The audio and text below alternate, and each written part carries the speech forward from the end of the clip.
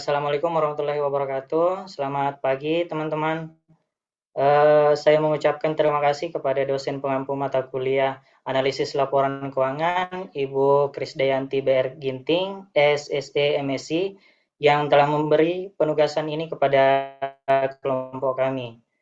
Nah, pada video ini kami akan memaparkan hasil dari penugasan laporan analisis yang berjudul Analisis Sumber dan Penggunaan Modal Kerja. Nah, ini ditujukan sebagai pemenuhan tugas UTS. Perkenalkan, saya Suhandi selaku moderator perwakilan dari kelompok 3 yang akan memandu jalannya sesi presentasi. Kemudian,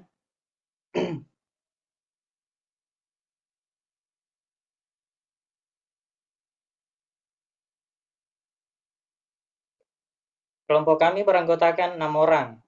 Nah, yang pertama itu saya sendiri, Suhandi. Kemudian yang kedua Nur Hidayah, yang ketiga Selvira Syam, Makfirah, Nur Fitrah, dan yang terakhir Musdalifah. Next.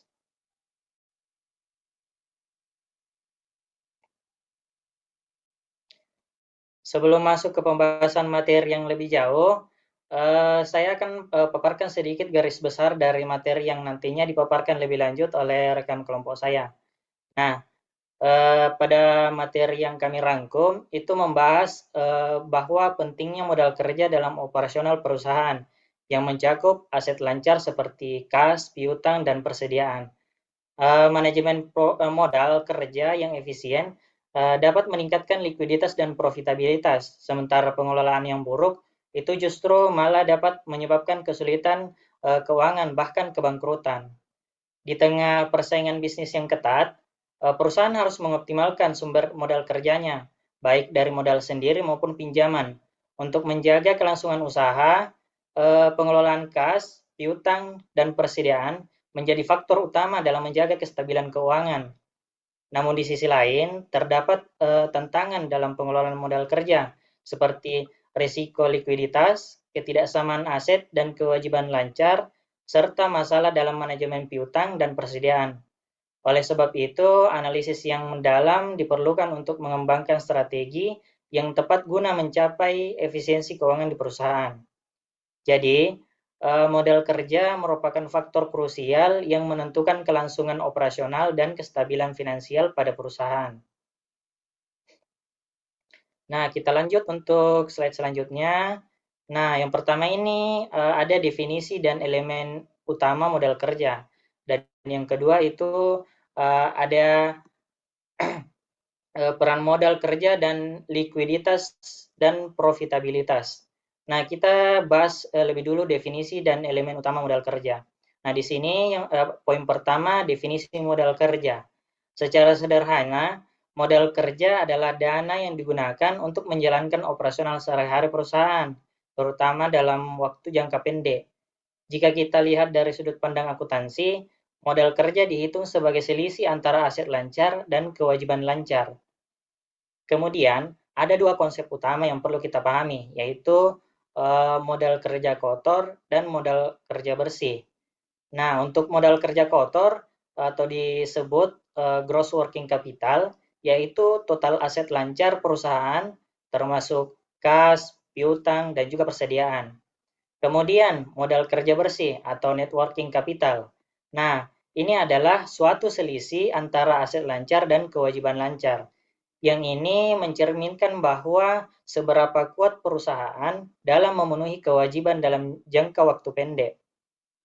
Nah, menurut para ahli seperti yang dikemukakan oleh Brigham dan Houston di tahun 2019 dan Kashmir di tahun 2018, mengemukakan bahwa modal kerja adalah indikator penting kesehatan keuangan perusahaan yang bersifat dinamis dan harus dikelola secara efisien. Nah, di sini juga kita bahas elemen yang digunakan pada modal kerja. Nah, elemen yang pertama, elemen ini dibagi untuk beberapa poin. Nah, poin yang pertama itu ada kas dan setara kas. Ini adalah dana liquid yang digunakan untuk operasional sehari-hari dan juga digunakan sebagai investasi dalam waktu jangka pendek. Kemudian poin yang kedua, piutang usaha. Nah, ini adalah uang yang masih harus diterima dari pelanggan akibat transaksi kredit, sehingga penting memiliki kebijakan kredit dan juga prosedur penagihan yang efektif. Kemudian, persediaan. Nah, ini adalah barang yang disimpan untuk proses produksi dan penjualan. Ini harus dikelola dengan baik agar tidak terjadi kelebihan atau kekurangan stok. Dan poin terakhir itu utang usaha dan kewajiban lancar. Nah, kewajiban yang harus dibayarkan dalam waktu jangka pendek karena ini dapat menjadi sumber pendanaan spontan bagi perusahaan. Lanjut untuk poin kedua, yaitu peranan modal kerja dalam likuiditas dan profitabilitas. Nah, di sini modal kerja yang dikelola dengan baik dapat membantu perusahaan mencapai keseimbangan antara likuiditas atau kemampuan membayar kewajiban dan juga profitabilitas atau kemampuan menghasilkan laba. Nah, kita membahas untuk sisi likuiditas dulu. Penelitian menunjukkan bahwa bahwa angka presentasi yang mencapai 79% itu akan mengalami kebangkrutan bagi perusahaan kecil yang disebabkan oleh masalah modal kerja yang buruk. Kemudian dari sisi profitabilitas. Nah, di sini menunjukkan bahwa pengelolaan modal kerja yang efisien itu justru malah meningkatkan keuntungan bisnis. Jadi, kesimpulan dari materi yang saya sampaikan bahwa perusahaan harus menemukan keseimbangan yang optimal antara memiliki cukup dana untuk operasional atau tidak kekurangan likuiditas dan juga menghindari dana menganggur atau tidak kehilangan potensi keuntungan. Nah, itu dia pemaparan yang bisa saya sampaikan. Kemudian akan dilanjut oleh Saudari Makfira dengan materi bagaimana sumber modal kerja dan bagaimana strategi pembiayaan yang efektif. Kepada Saudari Makfira, disilahkan. Baik, terima kasih. Saya langsung ke materi berikutnya, yaitu sumber modal kerja dan strategi pembiayaan yang efektif. Sebelumnya tadi kan sudah dijelaskan bahwa modal kerja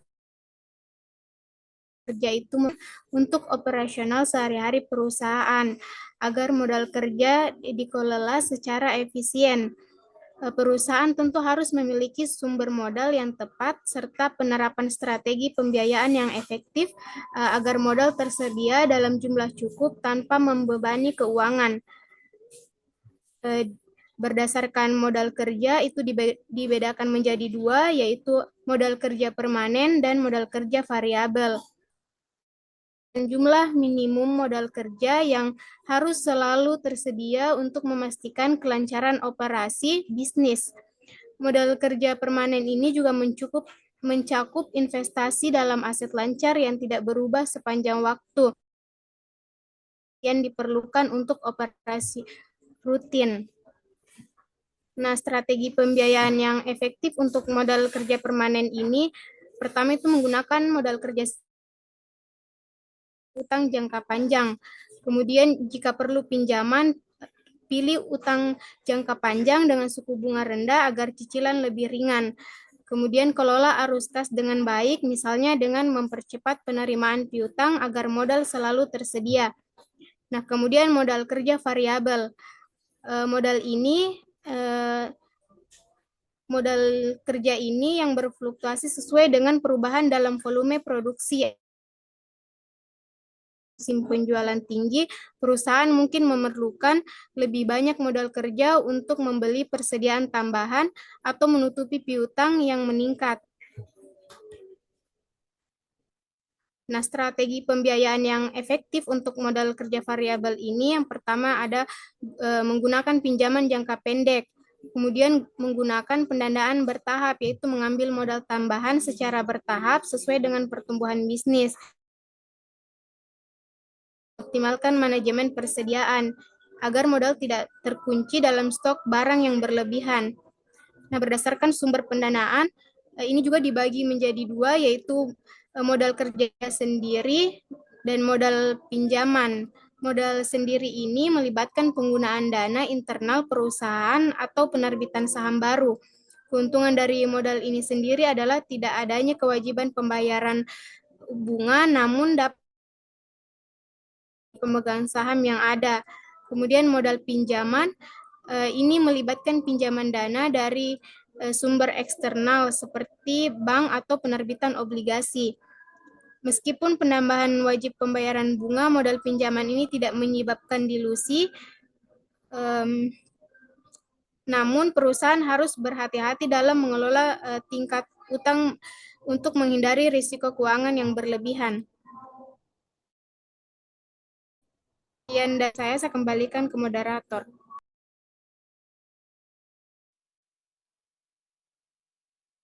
Oke, baik. Terima kasih kepada Saudari Makfira.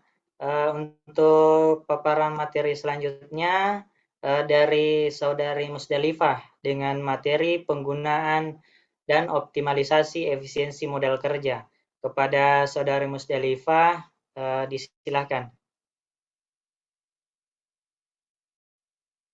Baik, terima kasih atas kesempatan yang telah diberikan oleh moderator.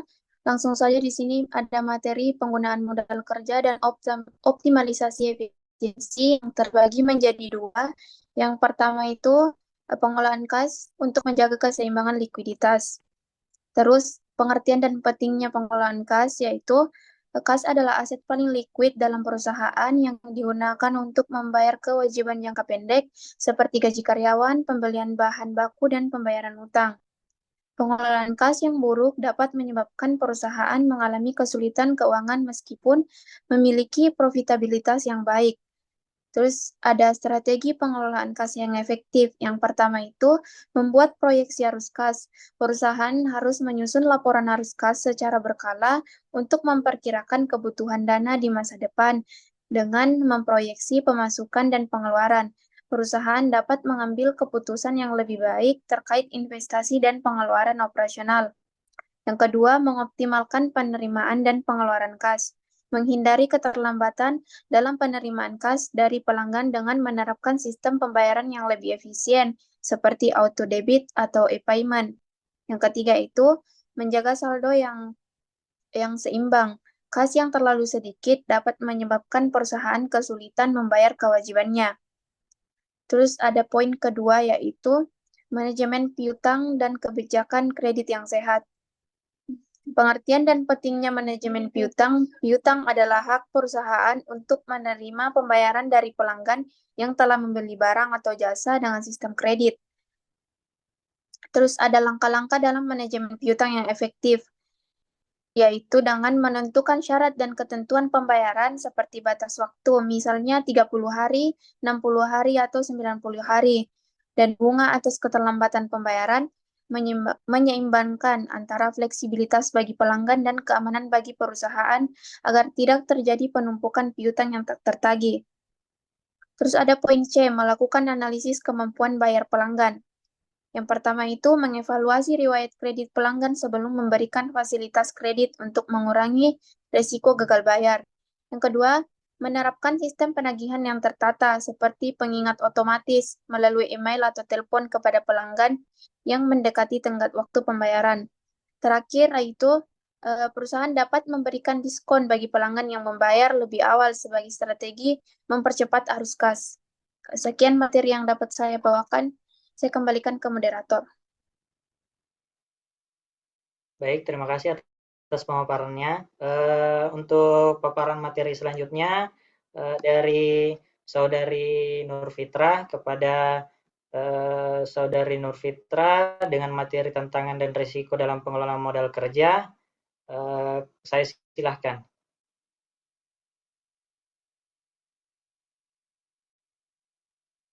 Baik, terima kasih atas kesempatannya.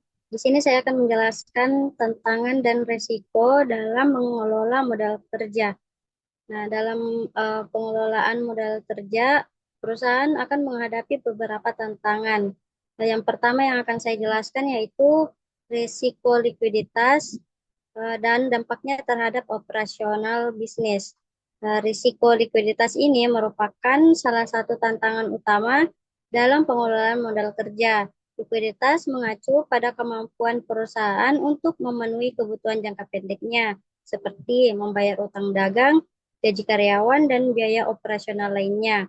Ketika perusahaan mengalami krisis likuiditas, dampak yang ditimbulkan bisa sangat serius, misalnya keterlambatan pembayaran kepada pemasok bisa membuat hubungan bisnis yang memburuk atau bahkan mampu memutuskan kontrak kerjasama.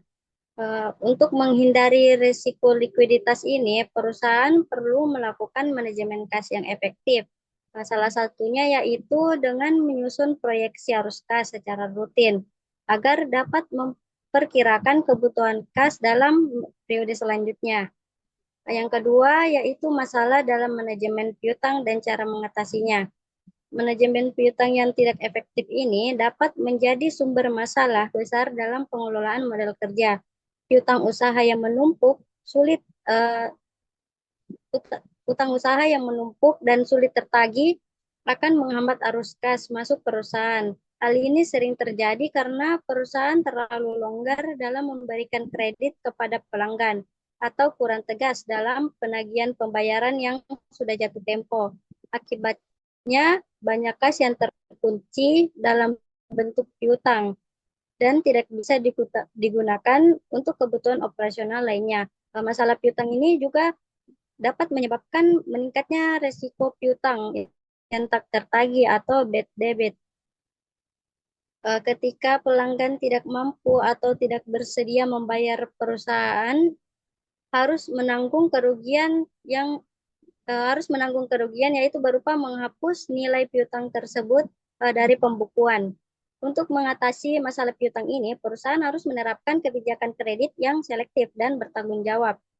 Pengecekan kelayakan kredit pelanggan sebelum memberikan fasilitas kredit ini sangat penting untuk meminimalisir risiko gagal bayar. Yang ketiga yaitu ketidakseimbangan modal kerja antara overtrading dan undertrading. Ketika keseimbangan dan pengelolaan modal kerja dapat terjadi dalam bentuk overtrading maupun undertrading. Overtrading ini merupakan situasi di mana perusahaan melakukan ekspansi usaha secara agresif tanpa didukung modal kerja yang memadai. Hal ini menyebabkan tekanan pada arus kas dan menyebabkan peningkatan penggunaan utang jangka pendek. Meskipun penjualan dalam perusahaan ini meningkat, kondisi keuangan perusahaan sebenarnya rapuh karena tidak cukup likuiditas untuk mendukung pertumbuhan tersebut. Nah, begitupun sebaliknya, yaitu undertrading. Ketika terjadi undertrading, perusahaan harus berhati-hati dalam menggunakan modal kerja. Aset yang dimiliki tidak dimanfaatkan secara optimal, misalnya kas yang menganggur terlalu lama tanpa diinvestasikan kembali dalam operasional atau ekspansi. Akibatnya di sini pertumbuhan perusahaan menjadi lambat dan peluang pasar bisa hilang. Agar perusahaan tidak terjebak dalam kondisi overtrading maupun undertrading ini, dibutuhkan analisis dan perencanaan yang matang dalam pengelola modal kerja. Perusahaan perlu memantau rasio-rasio keuangan seperti rasio lancar, perputaran persediaan, dan rasio utang secara berkala untuk mengetahui kondisi modal kerja yang ideal. Sekian dari saya kembalikan ke moderator. Baik, terima kasih atas pemaparannya. Kemudian selanjutnya oleh Saudari Nur Hidayah dengan materi strategi dalam pengelolaan modal kerja untuk pertumbuhan bisnis. Kepada Nur Hidayah, disilakan. Baik, terima kasih atas kesempatannya. Materi selanjutnya yaitu strategi pengelolaan modal kerja untuk pertumbuhan bisnis.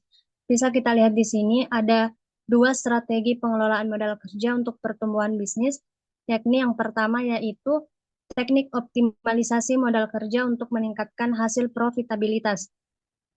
Pengelolaan modal kerja yang efisien menjadi fondasi penting dalam mencapai pertumbuhan bisnis yang sehat dan berkelanjutan.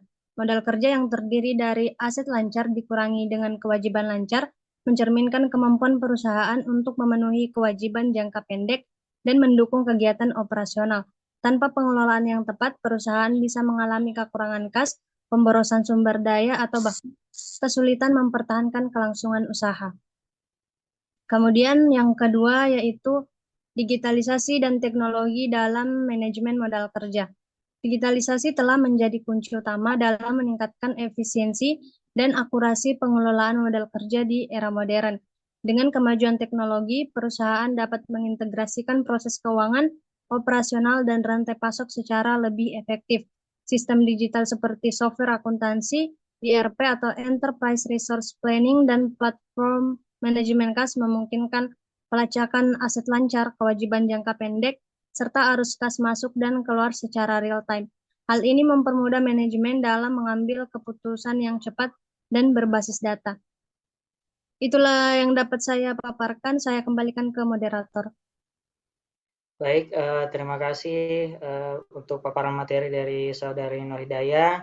Kemudian dilanjut oleh Saudari Selvira Syam yang akan memaparkan hasil analisis laporan keuangan untuk perusahaan perseroan, yaitu PT Fastfood Tbk untuk periode 31 Desember 2021 hingga 2022. Kepada Selvira, disilahkan. Baik, di sini saya akan menjelaskan tentang bagaimana cara menganalisis suatu laporan sumber dan penggunaan modal kerja. Untuk membuat ataupun menganalisis suatu laporan modal kerja, pertama-tama kita membutuhkan suatu laporan posisi keuangan. Di sini saya mempunyai laporan posisi keuangan dari PT Fastfood Tbk yang terjadi pada per 31 Desember 2021 dan 31 Desember 2022. Laporan posisi keuangan ini kita jadikan sebagai neraca perbandingan untuk membuat laporan perubahan modal kerja dan juga laporan sumber dan penggunaan modal kerja. Dalam neraca perbandingan ini, kita akan menganalisis naik atau turunnya suatu aset maupun hutang perusahaan, di mana kita menggunakan analisis tren ataupun analisis naik turun. Di sini saya menggunakan analisis naik turun, sekaligus saya juga menggunakan debit ataupun kredit, di mana di sini saya menggunakan rumus dasar akuntansi, yaitu aktiva sama dengan pasiva, di mana aktiva itu bertambah di debit, sedangkan pasiva bertambah di kredit, berkurang di debit. Oke, langsung saja kita menganalisis. Nah, untuk menganalisis akun pertama, kas dan setara kas, di mana terjadi kenaikan sebesar 8.833.310.000. Angka ini kita dapatkan dari kas dan setara kas tahun 2022 kita kurangkan dengan kas dan setara kas tahun 2021, sehingga didapatkanlah angka tersebut. Terus yang kedua itu untuk piutang usaha pihak ketiga. Di sini terjadi penurunan. Penurunan ini artinya angka minus ini artinya terjadi penurunan pada piutang usaha pihak ketiga tahun 2021, sehingga kan aset itu bertambah di debit, berkurang di kredit, sehingga kita catat di kredit berkurang sebesar 2.662.826.000. Begitupun dengan piutang lain-lain bertambah sebesar 5.325.732.000. Persediaan bersihnya juga bertambah sebesar 24.271.212.000. Menghitung analisis naik ataupun turunnya suatu aset ataupun hutang perusahaan, kita dapat melakukan rumus seperti yang saya sebutkan tadi, yaitu kita kurangkan tahun 2022, kita kurangkan dengan tahun 2021. Begitupun dengan semua aset lancar di laporan keuangan ini. Terus liabilitas jangka pendek. Nah, di sini liabilitas jangka pendek terjadi penurunan sebesar 9.935.572.000. Hutang bertambah di kredit, berkurang di debit, sehingga kita catatnya di debit sebesar angka tersebut. Begitupun dengan utang usaha pihak yang berelasi meningkat di kredit, dan hutang pihak ketiga juga meningkat, pihak yang berelasi juga pihak yang berrelasi ini berkurang. Dia berkurang sebesar 181.693.000. Jadi di sini terjadi penurunan hutang pihak yang berrelasi, terjadi penurunan dari yang angkanya 546.285.000 tahun 2021, ternyata terjadi penurunan di tahun 2022 sebesar 180.693.000. Begitupun dengan liabilitas jangka panjang, dia terjadi kenaikan sebesar 2.951.489.000. Liabilitas pajak tangguhan juga bertambah sebesar 5.591.910.000. Liabilitas imbalan kerja juga meningkat sebesar 33.572.000. Terus ternyata liabilitas jangka panjang lainnya berkurang bersebesar 287.499.000, di mana terjadi penurunan sebesar angka tersebut. Yang tadinya sebesar 478.125.000, dia berkurang menjadi 190.626.000. Saldo laba telah ditentukan meningkat, saldo laba belum ditentukan juga meningkat. Sehingga ketika kita menjumlahkan semua akun yang ada di debit, itu akan sama dengan semua jumlah akun yang ada di kredit. Dia harus balance. Nah, setelah kita membuat neraca perbandingan ini, kita akan membuat laporan perubahan modal kerja. Nah, rumus untuk mencari laporan perubahan modal kerja ialah aset lancar kita kurangkan dengan hutang lancar, di mana untuk membuat laporan perubahan modal kerja, semua akun yang ada di aset lancar maupun yang ada di hutang lancar kita gabungkan menjadi seperti yang ada di sini. Di sini juga seperti yang tadi, kita pindahkan saja dia bertambah ataupun berkurangnya. Jadi ketika kita menjumlahkan seluruh akun yang ada di bagian bertambah ataupun naiknya, kita kurangkan dengan seluruh akun yang ada pada bagian berkurang ataupun turunnya. Di mana ketika kita kurangkan yang bertambah dengan yang berkurang, maka terjadi selisih. Nah, selisih inilah yang menjadi modal kerja dari perusahaan PT Fesfood tahun 2022. Untuk benar ataupun salahnya, kita akan mencetnya di laporan sumber penggunaan modal kerja. Nah, ternyata di laporan sumber dan penggunaan modal kerja, di bagian sumber, nah ada beberapa poin untuk sumber dan penggunaan modal kerja, di mana sumber penggunaan modal kerja bisa berasal dari penjualan aktiva tidak tetap, investasi jangka pendek, terus penjualan surat-surat berharga ataupun obligasi. Nah, di sini kan terjadi kenaikan dari kewajiban sewa pembiayaan, sehingga modal kita atau modalnya perusahaan PT Fesfood itu bertambah sebesar 2.951.489.000 yang didapatkan dari sini. Dia kan naik, jadi dia bertambah, ekuitasnya bertambah, modalnya perusahaan PT Fesfood.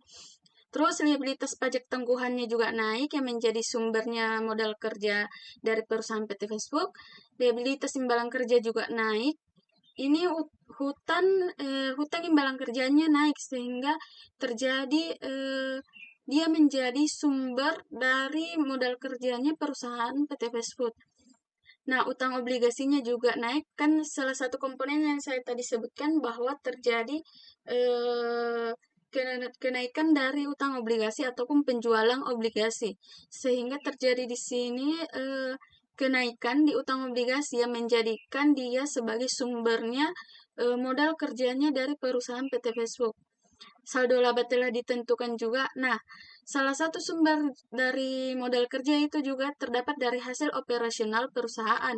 Bisa berubah laba operasi, laba ditahan. Nah, saldo laba telah ditentukan ini juga termasuk sebagai sumber dari modal kerjanya perusahaan PT Fesfood. saldo laba belum ditentukannya juga menjadi sumber dari modal kerjanya PT Fast Food. Sehingga ketika kita menjumlahkan seluruh sumber modal kerja dari PT Fast Food tahun 2022, maka didapatkan bahwa total dari sumber modal kerja perusahaan PT Fast Food itu sebesar 202.382.217.000. Nah, setelah kita membuat laporan sumbernya, selanjutnya kita akan membuat laporan penggunaannya.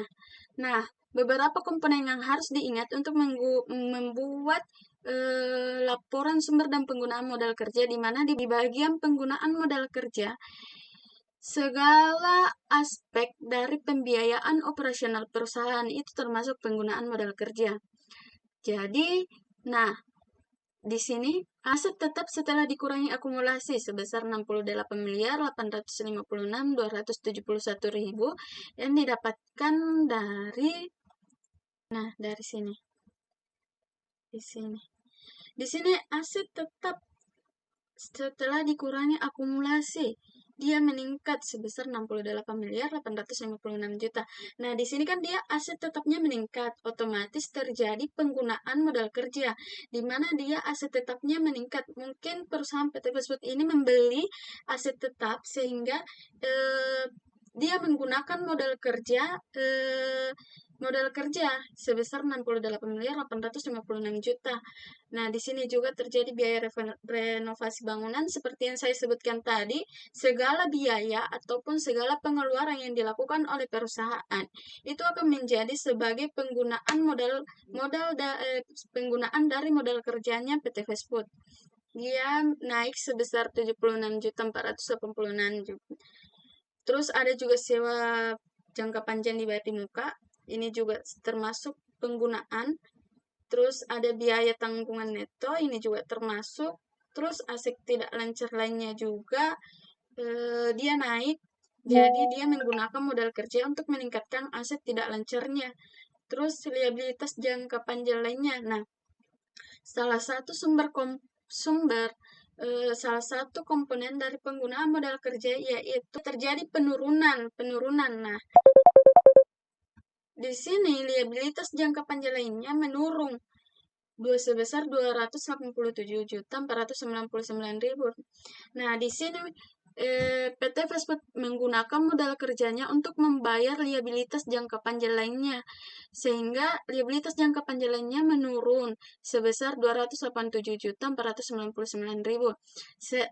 Dari total penggunaan modal kerja didapatkan penggunaan modal kerja yang dilakukan oleh PT Fast Food Tbk itu sebesar 190.070.869.000.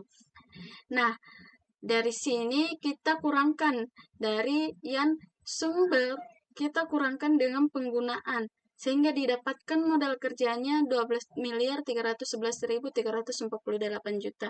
Ini sama dengan yang di laporan perubahan modal kerja.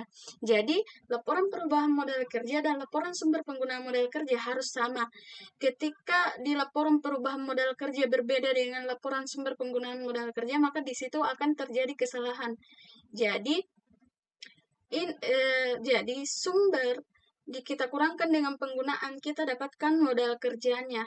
Modal kerjanya ini harus sama di laporan perubahan modal kerja. Jadi 190 kita tambahkan dengan 12 miliar, kita dapatkan 202 miliar dia di balance sama ini. Nah, itulah yang dapat saya sampaikan. Saya kembalikan ke moderator. Baik, terima kasih atas pemaparannya dari Saudari Selvira Syam. Selanjutnya kita masuk ke kesimpulan. Nah, dari pemaparan yang telah disampaikan, dapat disimpulkan bahwa modal kerja memiliki peran yang sangat penting dalam keberlangsungan dan pertumbuhan bisnis. Modal kerja yang dikelola dengan baik akan membantu perusahaan menjaga keseimbangan antara likuiditas dan profitabilitas. Efisiensi dalam pengelolaan modal kerja dapat dicapai dengan strategi yang tepat dalam manajemen kas, piutang, persediaan, serta utang usaha.